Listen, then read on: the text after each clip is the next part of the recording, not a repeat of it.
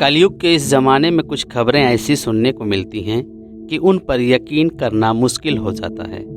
सोचिए, अगर किसी लड़के की शादी तय हो जाती है, शादी का दिन भी पड़ जाता है और दुल्हन पहले ही घर से भाग जाए, और वो भी अपने होने वाले ससुर के साथ, तो उस लड़के पर क्या बीतेगी।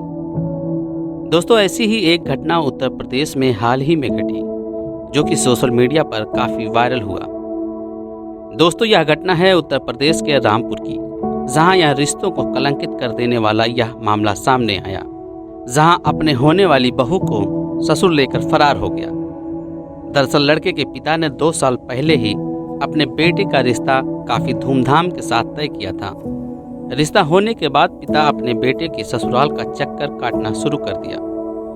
शुरू में पिता की इस हरकत को सभी ने नज़रअंदाज किया, लेकिन पिता की हरकतों को देखकर बेटा और उसकी मां ने इसका विरोध करना शुरू कर दिया।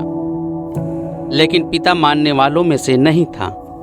बताया जाता है कि उसको अपनी होने वाली बहू से इश्क हो गया था, और जिस वजह से वह अपनी बहू के घर किसी न किसी बहाने से पहुंचा रहता था और कई दिनों तक वहां रुका रहता था। ऐसे ही एक दिन बेटा अपनी मां के साथ ससुराल पहुंच गया और अपने पिता को जबरदस्ती घर ले आया और उसके बाद एक कमरे में लाकर बंद कर दिया।